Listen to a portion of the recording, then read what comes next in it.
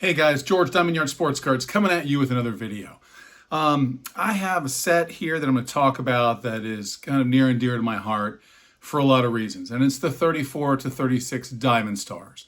When I was at the San Diego show recently, 2 weeks ago or so, I came across two men who had some Diamond Stars, and I ended up picking these Diamond Stars up from them.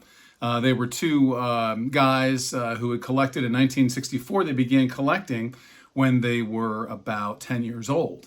And so one gentleman pulled out this stack of Diamond Stars, and I just started going through them. And I was just, shocked. They were in just such great shape and going through them. And it's like, just different players and just going through all these Diamond Stars that they had. And he had some good ones. He didn't have some of the key ones, but he had some good ones, and they were excellent. So we made a deal. And the funny thing was, we had talked about it, and I said, where'd you get these cards? And he said, well, when I was 10 years old, I was collecting, and his buddy was too, in 64.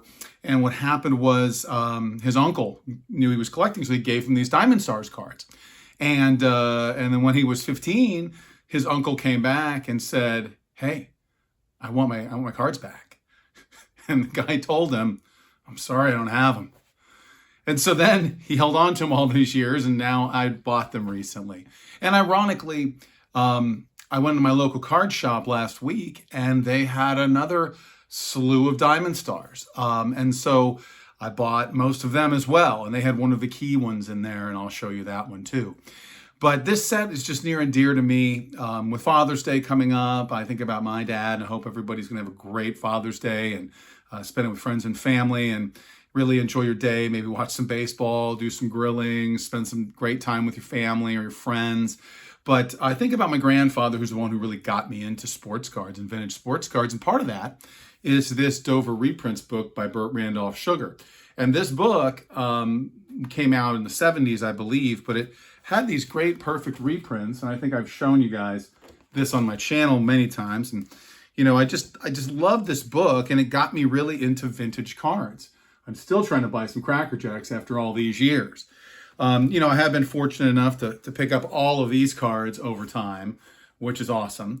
But some cards in here I've never owned, and the art in these cards is beautiful. And so I will show you the Diamond Stars page of this, and now to actually own these, or many of them, is really, really cool. So I'm going to flip the camera around and go through these Diamond Stars that I picked up and talk about the set a little bit. I don't purport to be an expert on the set, but I do have, most importantly, a passion for it. So here we go, guys. Hope you enjoy. So there's some of the Diamond Stars that were picked up in this lot, and I'll go through them more closely here. So the book, the Burt Randolph Sugar book, has this beautiful layout of the Diamond Stars. And my grandfather, who was born in about, I think it was 1912, he was in Chicago, and he was a South Side fan. He was a fan of the White Sox and Old Aches and Pains there, Luke Appling, who is the last card in the set. He would talk to me all about the White Sox and about Babe Ruth, and he saw Babe Ruth play, and he knew all these guys. And when I would ask him questions and who was in it, he would look at these two guys and he would say, oh, Little Poison, Big Poison, and tell me all about them and who he thought was better and how they were a great tandem for the Pirates. He would tell me about the meal ticket, Carl Hubbell, who was sharing a team with Mel Ott and the Giants and the great dynasty they had. He would talk to me about the Fordham Flash, Frankie Frisch, to do some alliteration there. And, we talk about these cards, and he, was a fan of Al Simmons because he was a White Sox, and then he would get traded in the set. And this set ran from 34 to 36. Some cards have a card of every single year. Some people don't. Lefty Grove had been traded right before, I believe it was the 35 season, and he became a Red Sox, or 34 season, so they put Red Sox on him. And some of the players have a derivation. Henny Minush here has a W, and there's an issue of his where he doesn't have a W. But anyway, so these cards, again, I would tell you guys, I used to try to trick my friends, and they're the exact size of the Diamond Stars, but they say Dover reprint on the back right there. And I would scratch the Dover reprint off and soak them in tea and try to pass them off as real cards to my friends, because that's what kind of dork I was.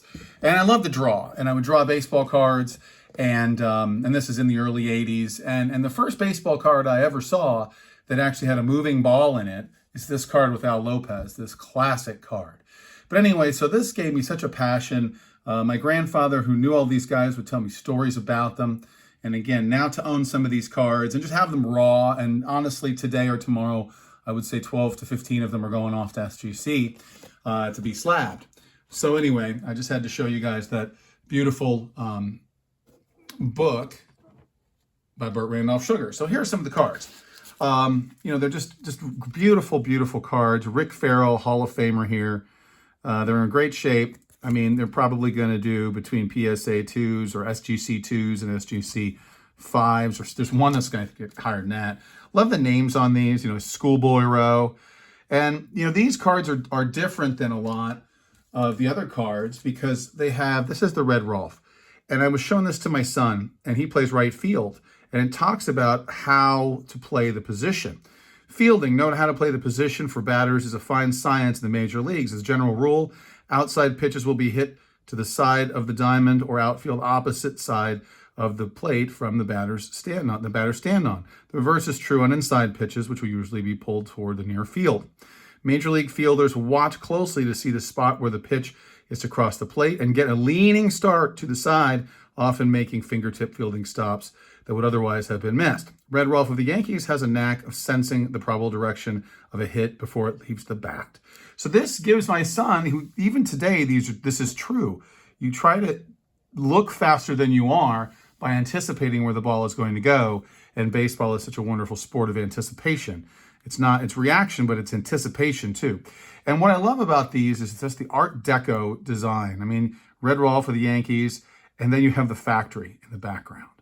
And, growing up, this is in the, Northeast and Midwest back then, but growing up out in the West in the late 70s and early 80s, there was like nothing out here. And I used to just imagine like being way out there in the middle of nowhere in a field playing ball. Here's that beautiful Al Lopez that I had described. And now it's not in great shape. It's probably going to do like a 1.5, maybe a 2, but they are really, really nice cards. One of my favorite cards in the hobby, I really, truly think this is one of the outstanding cards ever, is this Little Poison Lloyd Waner. Just, a great, great looking card. Always have thought he's posing, the Art Deco background. It's just a great looking card. One of the fastest, surest outfielders of the game is Lloyd Waner of the Pittsburgh Pirates. Henny Minush is a beautiful one. Again, he's got the W. The backs, again, these were issued, some were issued, the vast majority of 34, then 30, or first 27 were issued in 34, then 35, and 36 tend to have blue backs. You can kind of see, it says 35, it talks about Henny Minush's 34 season where he hit 349. Here's Kiki Kyler. Really nice looking colors on this Kyler. I always thought his eyes there looked like Gozer the Gozerian. He's just got these crazy red eyes. But anyway, a classic card. He was also, I believe, moved teams. Hall of Famer. This is a great one. Wes Ferrell and his brother, Rick Ferrell, were a battery and Hall of Famer. But Wes here, if you look on the back of his card, again, a product of its time, 322 innings, more than any other hurler on the circuit. He is one of the few pitchers still active in the majors who has a no-hit, no-run game. He has had an outstanding season, and this is a high number. It's number 94, and it's from 1936. It has the blue background, blue writing, and then this is Wesley Ferrell. And you can also see that the writer here, he is from the Boston American. If you look at other issues, the one who does the write-ups of this, Boston American, the paper does change. But anyway, so there's the beautiful Wes Ferrell. Another Hall of Famer, Jim Bottomley. Cornerman for, there we go. It says right there, beautiful. Most first basemen in major leagues bat either third or fourth, like Jimmy Fox, Lou Gehrig, Bill Terry, Jimmy Collins, Jim Bottomley. Of course, the game has changed a little bit now, and we don't have that kind of rule, even though I agree that that's probably the preferred way to do it. Here's the Fordham Flash Frankie Frisch. Now, the corner's a little messed up here, but just a beautiful looking card. Really harkens to the Rogers Hornsby that's in the 33 Gaudy card. I believe Frankie Frisch was the manager of the squad. Another Hall of Famer, Ted Lyons. The colors on these were just so outstanding, and just going through them and handling them. They smell like old baseball cards. They look like old baseball cards. And now we're getting into some of the all-timers, Hall of Famers here. Mickey Cochran. This is just a gorgeous Mickey Cochran. Really nice surface. When he was one of the greatest catchers of all time, and people forget, an MVP, when they came out with the 1976 top set, he was the catcher on that all-time team. Now, obviously, since that time, we've had, Yogi Berra, then Johnny Bench and Pudge and Piazza, but Mickey Cochran is an original captain on Detroit there, but was with the Philadelphia A's. The meal ticket, Carl Hubbell. This one's got a wrinkle up the middle of it, but it's still really nice. Great eye appeal on the meal ticket here. You can see here how in the back he had a kind of a rough go of it at the bottom there. In 33, he won 2 and lost none. And then in 34, won 21 and lost 12. George Plimpton talked about how he would imitate Carl Hubbell, and he would walk around with his arm pronated, like Hubbell had his arm pronated from throwing that screwball for all those years. Just a beautiful Hubbell card. Now we're going to hit the last 3, and I'll let you guys go. Thank you for staying with me. These just beautiful cards. Bill Dickey. One of the great catchers as well of all time. Just a beautiful card of him. This is a 35. Hit 322 in 1934. And again, fielding tips, handling bunts. Talks about how to give kids ideas. These are basic baseball tips from 90 years ago, and they're still just as prevalent today. I'm leaving soon to go to San Diego this weekend for my son has a baseball tournament. The family's going. And all these tips are still applicable today. Beautiful Tony Lazzeri.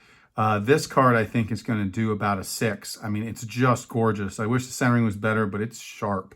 Sharp, sharp, sharp. And just, again, really nice stadium in the background. The yellows. The back is just stunningly nice. This is a 35 as well. One of the great second basemen, the second baseman of the Murderers Row team. And this is a card, last card here is one that I picked up at the local card shop. I walked in and they happen to have it. And this is one of the key cards. It's a Hank Greenberg. And this is the 35 Greenberg. I believe he has a 34 or 36. But anyway, again, talking about playing first base, tagging the position, how to do that. You can just see here, he's just so dominant. 6'4", 34 years old, 1934 batting average, 339, 321 in the World Series. He is the original Hebrew Hammer, Hank Greenberg, and it's just a beautiful copy. There, we get that off there. And, I'm hoping this does like a 2.5. That would be great. But just a really, really nice copy of Greenberg. So, guys, thank you so much for watching about these beautiful Diamond Stars. They're just such a cool part of baseball and American history. And thank you guys again for watching. Hope to see you soon. And keep collecting.